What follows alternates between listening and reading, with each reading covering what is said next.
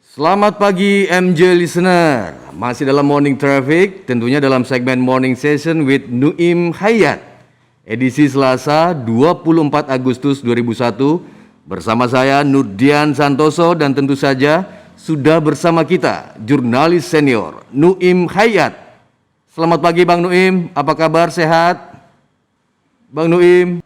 Oke Bang Nuim dan MJ Listener, sebagai ajang terbesar olahraga di tanah air, Pekan Olahraga Nasional atau PON Papua ke-20 tentu saja akan mencatat sejarah karena ini baru pertama kali digelar di Bumi Cendrawasih. Nah, ada 3 tempat untuk menggelar Pekan Olahraga Nasional ke-20 ini, yaitu di Merauke, Mimika, dan Jayapura. Dan ada 37 cabang olahraga ya yang akan dipertandingkan dalam perhelatan 4 tahunan ini. Dan tentu saja persiapan dan kesiapan Papua untuk menyelenggarakan PON ke-20 ini masih terus dilakukan hingga saat ini, apalagi digelar di tengah pandemi. Dan tidak hanya pegelaran Olimpiade Tokyo 2020 saja yang kemarin baru saja usai yang mundur pelaksanaannya karena pandemi COVID-19, PON Papua juga sempat mundur. Yang tadinya digelar pada tahun 2020 terpaksa diundur jadi tahun ini. Dan kita sudah tersambung dengan Bang Nuim. Bang Nuim, selamat pagi, apa kabar? Kabar baik, sudah standby nih mau ikut Pekan Olahraga Nasional. Alhamdulillah, sehat Bang Nuim? Alhamdulillah sehat. Nah Bang Nuim, ini langsung aja nih Bang Nuim. PON di Papua ini kan sejarah, pertama kali di Bumi Cendrawasih. Apa catatan Bang Nuim? Ya hebat no, kalau memang nanti bisa terselenggara, karena belakangan ini terlalu banyak berita yang kurang menyenangkan lah mengenai kejadian-kejadian di Papua. Jadi barangkali perlu ada berita gembira. Biasanya olahraga itu menjadi suatu pemersatu untuk hampir semua bangsa di dunia ini. Jadi kalau kita telusuri misalnya sejarah dari Pekan Olahraga Nasional ini, kan dulu namanya Pekan Olahraga Republik Indonesia PORI, baru diubah menjadi Pekan Olahraga Nasional, dan itu selamanya mendapat sambutan yang sangat luar biasa. Saya secara kebetulan saja sebenarnya menemukan catatan-catatan anehnya dalam bahasa Inggris mengenai riwayat Pekan Olahraga Nasional. Ya, itu menarik sekali karena hampir di semua tempat di mana diselenggarakan Pekan Olahraga Nasional atau PON itu pasti mendapatkan sambutan yang memang hebat sekali. Jadi rakyat sangat antusiastik, bukan hanya dalam soal penyelenggaraan Pekan Olahraga Nasional itu, tetapi ketika bahkan bendera PON dan bendera merah putih yang pertama kali digelar, dinaikkan di Surakarta tahun 48, itu saja mendapat sambutan yang sangat hebat seperti api Olimpiade sekarang ini. Jadi saya melihat bahwa ini dilakukan, kalau kita mengatakan dari Sabang sampai Merauke, oke, di Sumatera Utara, di Medan sudah pernah. Nah sekarang giliran yang paling timur, yaitu di Papua. Mudah-mudahan berlangsung dengan meriah. Ya, jadi prestasi, janganlah kita terlalu memikirkan prestasi, karena dari dahulu prestasi yang kita capai, kita itu maksudnya Indonesia mencapainya dalam Pekan Olahraga Nasional masih belum bisa disetarafkan dengan prestasi dunia, tetapi itu bukan merupakan tujuan satu-satunya. Saya pikir tujuan yang lebih utama adalah bagaimana ini bisa memikat, bisa menarik, bisa mempersatukan bangsa dan rakyat Indonesia. Bang Nuim, jika kita menilik sejarah, tadi Bang Nuim menyebutkan ada PORI. Pembentukan PORI sendiri pada tahun 1948 itu kan, kalau tidak salah, karena Indonesia gagal tidak ikut Olimpiade di London ya waktu itu ya Bang Nuim ya? Bukan. Ya, Olimpiade itu masalahnya begini, karena paspor Republik Indonesia belum diakui kan, kita penyerahan kedaulatan itu baru bulan Desember tahun 1949. Jadi kita masih belum merupakan negara yang diakui, itu satu. Kemudian organisasi-organisasi olahraga kita belum juga diakui oleh Komite Olimpiade Internasional. Jadi ini akan menyulitkan, kita tidak bisa ikut. Barangkali mereka ingin, tetapi tidak bisa melanggar protokol, ketentuan ketentuan yang mengatur. Jadi kalaupun sekiranya diterima, kita harus berangkat kan mesti punya paspor. Dan paspornya tidak diakui. Waktu itu yang notabene de facto dan de jure sebagai pemerintah yang berkuasa di Indonesia masih Belanda. Kita tahu tahun 48 itu terjadi agresi kedua dan sebagainya. Jadi memang itu sesuatu yang harus kita terima dengan hati yang berat. Tapi itulah dia, bahwa kita pernah dijajah, dan dijajah sampai begitu lama, ya sudah. Alhamdulillah akhirnya kita merdeka. Dan jangan lupa, begitu kita merdeka, maka dalam Olimpiade berikutnya di Helsinki, tahun 1952, Indonesia bisa mengirimkan 3 atlet. Tidak banyak. Angkat besi, tapi dulu bukan angkat besi namanya. Dulu namanya naikkan besi. Dulu bukan angkat besi, dulu naikkan besi, itu istilahnya. Kedua yaitu loncat tinggi. Loncat tinggi cukup bagus. 189 itu cukup bagus ya. Dan ketiga adalah renang. Jadi ya tidak begitu hebat ya, tetapi tidak terlalu mengecewakan kalau kita lihat hasilnya pada waktu itu, karena di zaman itu tahun 52 itu Olimpiade Helsinki itu boleh dikatakan yang memborongnya adalah seorang yang bernama Emil Zatopek. Saya masih ingat waktu masih kecil ya, masih umur berapa ya, belum pun 15 tahun. Itu masih ingat Emil Zatopek itu dikatakan semacam kereta api, begitulah sakit hebatnya. Itu dia kalau lari dalam keadaan kelihatan mukanya begitu tegang dan lain sebagainya, sehingga kita sungguh-sungguh mengagumi. Dan waktu itu di seluruh Indonesia, padahal belum ada televisi ya, jangan ada radio, dan ada satu, kalau tidak salah saya, penerbitan olahraga yang namanya, kalau saya tidak salah, Aneka. Ini Aneka ini membuat berita-berita olahraga, dan itu menarik sekali. Jadi kalau kita dulu beli Aneka satu itu, habis saya baca diserahkan kepada kawan baca diserahkan. Nah inilah Emil Zatopek ini sangat luar biasa. Dia betul-betul menyita perhatian para penggemar olahraga di Indonesia. Itu menarik sekali. Bahwa orang dari Cekoslovakia ini kalau tidak salah itu dia pelari jarak jauh, dan memang gaya larinya juga aneh dan sebagainya, tapi dia juga diminati sekali di Indonesia. Jadi perhatian masyarakat di Indonesia pada waktu itu terhadap olahraga bukan hanya pada sepak bola seperti sekarang ini. Mungkin sekarang ini sepak bola, mungkin tenis, mungkin bulu tangkis ya. Tapi kalau dulu itu hampir semua olahraga itu mendapat perhatian dari rakyat di Indonesia, dari masyarakat di Indonesia. Nah itu tahun 52 itu yang sangat menonjol seingat saya itu adalah Emil Zatopek, yang disebutkan lokomotif. Ya di Indonesia suka disebut lokomotif. Bang Nuim, selain animo masyarakat, semangat juga mungkin berbeda kali ya? Antara PON pertama dengan PON yang sekarang 20, apa yang membedakan semangatnya sekarang, Bang Nuim? Lebih barangkali ya, zaman itu kan sangat kurang dalam tanda kutip hiburan dalam bentuk olahraga. Sekarang ini kan melalui televisi bisa menyaksikan pertandingan sepak bola di mana saja. Bisa menyaksikan pertandingan tenis Wimbledon, apakah itu Perancis terbuka, Roland Garros, atau nanti Flushing Meadow ya sebentar lagi di Amerika Serikat. Zaman itu kan terbatas sekali. Orang tidak punya bayangan, anak-anak muda seperti Anda kami tidak punya bayangan. Bagaimana kami itu kalau menunggu misalnya, menunggu ada pertandingan olahraga yang menarik, itu kita harus menunggu ketika kita nanti waktu nonton bioskop itu sebelum film diputar itu ada semacam tayangan mengenai berita-berita dunia termasuk berita olahraga. Disitulah kita bisa melihat sebentar. Jadi sangat terbatas, oleh sebab itu setiap bentuk kegiatan olahraga itu merupakan suatu hiburan.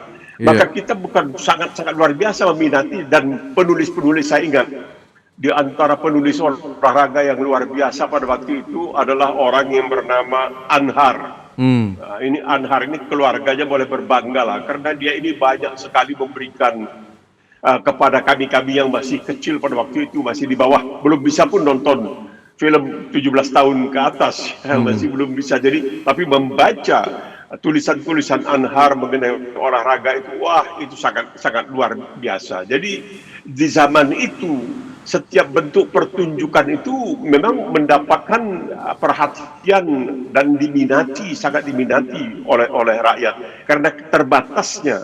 Tidak, anak barangkali kaum milenial itu payah membayangkan ya, Iya. Kita hidup di suatu zaman sekarang ini dengan kecanggihan ya seperti sekarang ini saya bisa melihat misalnya hasil pertandingan nomor lari 100 meter di Surakarta, Iya, yaitu betul. dimenangkan oleh orang bernama Rifai dengan catatan waktu 11,1 detik. Kemudian pada PON kedua tahun 1951 di Jakarta itu dimenangkan oleh Yan Wagyu dari Sulawesi Utara dengan waktu 11,04 detik. Ada kemudian PON ketiga di Medan, Dasuki ya. Saya tahulah Dasuki, orang Medan. Dengan waktu 11 detik dan sebagainya. Ini kan sesuatu kecanggihan yang zaman dulu tidak ada. Iya. Berapa orang yang punya kemampuan untuk bisa bahkan melihat di perpustakaan catatan-catatan seperti ini? Hampir tidak ada. Jadi kita bisa membayangkan bagi kaum milenial bagaimana kami yang waktu itu sangat haus akan hiburan selain daripada tentunya bioskop ya, tentunya kadang-kadang ada juga sandiwara dan lain sebagainya, dan olahraga inilah yang menjadi hiburan yang sangat-sangat ditunggu-tunggu. Iya. Bahkan jangankan pertandingan internasional, itu di Medan kalau sudah pertandingan PSMS lawan Persija, wah udah itu tidak ada duanya. Sebab pernah di, di, di zaman tahun 50-an itu Persatuan Sepak Bola Medan dan sekitarnya PSMS itu dikenal dengan nama The Killer. The Siapa Killer. saja yang masuk ke Medan itu biarpun dia datang dari luar negeri, ada dulu Gagras, Grasshopper, itu biasanya kewalahan berhadapan dengan pemain-pemain PSMS yang susunan kesebelasannya tahun 50-an itu sampai sekarang masih segar di ingatan saya. Saya bisa katakan siapa penjaga gawangnya. Penjaga gawangnya Kliwon, back kirinya Buyung Bahrum, sayang dia orang PKI, kemudian back kanannya Iya, iya, Rashid, betul. gelandang kanan Ramlan, Yatim sebagai kapten, di tengahnya Idris, di sebelahnya lagi Kornel Simanjuntak, ini seorang polisi. Lalu sayap kanan, dulu ada sayap kanan namanya Sunario, ada diganti Samsudin, ada Yusuf Siregar, ada Ramli, dan ada Ahmad Kadir. Ini adalah pemain-pemain yang ya bakat-bakat alami ya, dan mereka ini Iya. yang sangat ditakuti oleh tim-tim dari luar negeri yang datang ke Medan. Pernah sekali ada satu tim sepak bola dari India namanya Arya Ginkana bermain di Stadion Teladan di Medan. Itu ada pemainnya kalau saya tidak salah sayap kanannya. Wing kanannya, sayap kanannya itu tidak pakai sepatu. Wah, kena pijak, kena pijak. Sepatu bola yang ada gambir gitu, dia nggak menjerit-menjerit. Jadi bayangkan pada waktu itu keterbatasan hiburan dalam segala bentuknya, maka setiap ada kesempatan untuk menghibur diri seperti pertandingan sepak bola seperti itu atau pertandingan bulu tangkis, bola basket, hoki, dan itu mendapatkan perhatian yang Iya. sangat luar Iya, biasa. betul. Oke, Bang Nuim. Ini penyelenggaraan PON ke-20 di Papua. Istimewa, sangat istimewa menurut saya. Karena ada pandemi COVID-19, kemudian ada ancaman Iya. malaria, belum lagi ancaman gangguan dari KKSB atau yang sekarang yang sudah dilabel oleh teroris. Nah, Ya, inilah Bang ini Bang Nuim, nanti kita sesaat lagi ya. Masih dengan saya Nurdian dalam Morning Session with Nuim Hayat dalam Morning Traffic. Sebelum Bang Nuim menjawab pertanyaan saya tadi, MJ Listener, kita simak dulu pernyataan Menteri Pemuda dan Olahraga Zainuddin Amali yang memberikan keterangan pers selepas rapat terbatas yang menjelaskan instruksi Presiden.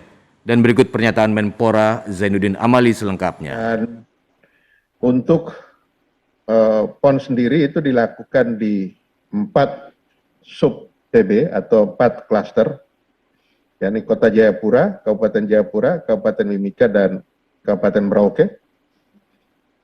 Sedangkan untuk cabang olahraga sebagaimana yang juga teman-teman sudah ketahui, ada 37 cabang olahraga dan atlet 6.400-an lebih, kemudian official 3.500-an lebih. Dan untuk Peparnas itu sendiri itu hanya ada di 2 tempat, yakni di Kota Jayapura dan Kabupaten Jayapura. Dan tempatnya akan menggunakan yang bekas digunakan oleh PON. Dan itu hanya mempertandingkan 12 cabang olahraga. Atletnya pun hanya 1.935 dan ofisial 740 orang. Jadi untuk para atlet disabilitas kita tidak perlu membangun lagi fasilitas-fasilitas yang baru karena setelah penggunaan untuk PON itu langsung bisa digunakan oleh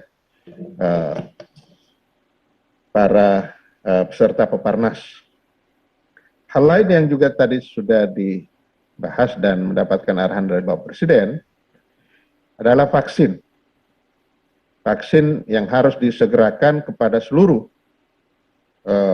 atlet dari seluruh kontingen. Juga vaksin untuk masyarakat yang ada di sekitar baik itu venue maupun tempat akomodasi. Tadi arahan Bapak Presiden supaya dimasifkan, bahkan vaksinnya akan ditambah jumlahnya untuk ke Papua dan akan diperkirakan bulan Agustus selesai semua divaksin. Selanjutnya untuk pelaksanaan pertandingannya sendiri masih akan diputuskan pada bulan September apakah tanpa penonton atau menggunakan penonton terbatas bagian. Itu belum diambil putusan pada rapat terbatas tadi. Karena kita sedang melihat, memantau perkembangan dari COVID itu sendiri. Saya kira itu hal-hal secara garis besar. Oh, yang terakhir dari sisi keamanan, tadi juga Pak Kapolri dan Panglima TNI menyampaikan tentang dukungan penuh dari Pak Panglima dan Pak Kapolri dan bahkan sudah menyampaikan tentang hal-hal yang akan dikerjakan oleh kedua institusi itu.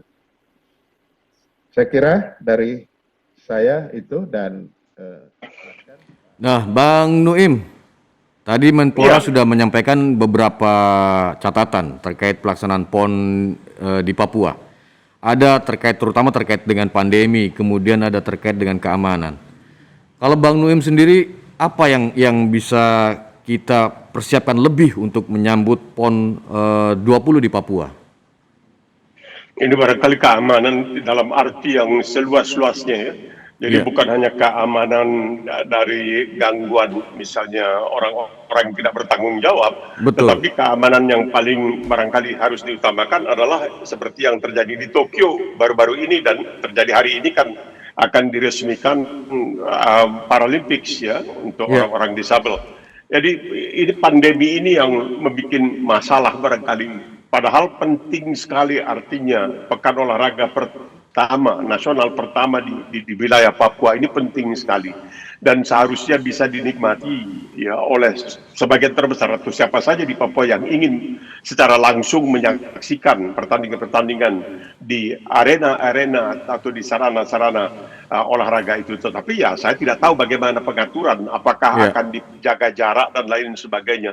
Ini sangat disayangkan, tapi kita tidak bisa berbuat satu apa karena ini bukan hanya menimpa Indonesia, ini menimpa seluruh dunia. Sehingga di Australia ini, kalau Nurdian lihat di Australia ini selalu dikatakan bahwa olahraga sepak bola ala Australia yang bolanya bola lonjong itu kebetulan terbuat dari kulit babi itu dikatakan agama kedua di Australia ini. Tapi sekarang ini pertandingan-pertandingan itu dilakukan di stadion-stadion yang kosong. Bayangkan tanpa penonton, Bang Nuim, ya? Sebuah kota, ya karena ketakutan, karena ini pandemi namanya COVID-19 ini, nauzubillah min zalik, ini bahayanya sangat luar biasa. Lihat sekarang apa yang terjadi di Sydney, ratusan orang saban hari dilaporkan positif. Kemudian di Melbourne juga yang sebelumnya 0 terus-terusan, sekarang sudah banyak yang positif.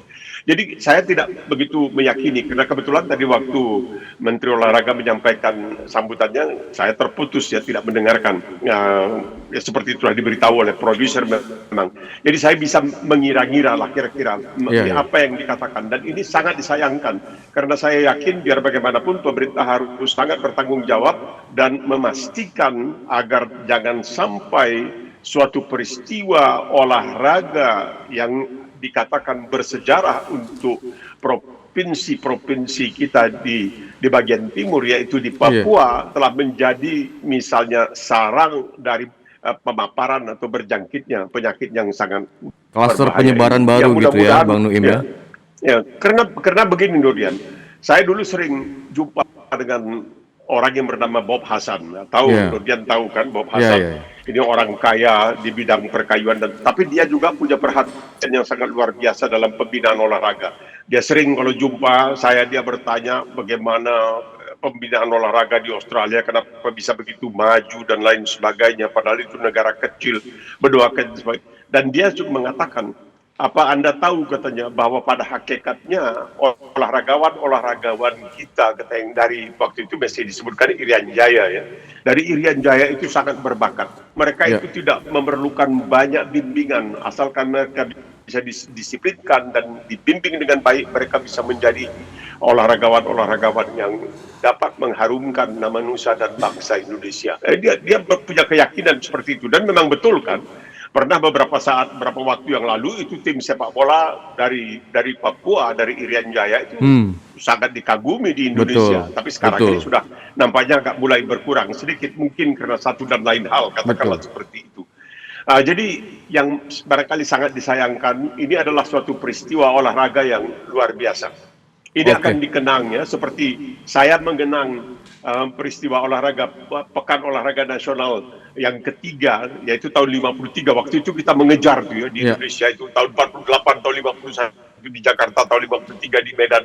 Itu mudah-mudahan akan membekas ya pada penduduk di Papua, sehingga 70 tahun setelah itu, seperti saya sekarang ini masih mengingat Pekan Olahraga di Medan itu, Pekan Olahraga Nasional di Medan itu, bagaimana kesan saya dan bagaimana peristiwa itu berbekas pada diri saya. Jadi semoga memang nanti rakyat di Papua juga akan mengalami yang demikian. Bang Nuim, nanti kita lanjutkan lagi tapi setelah headline news jam 8 pagi ini di Metro TV. Dan MG Listener tetap bersama kami di Morning Traffic di MG Radio Network, More Than Just News.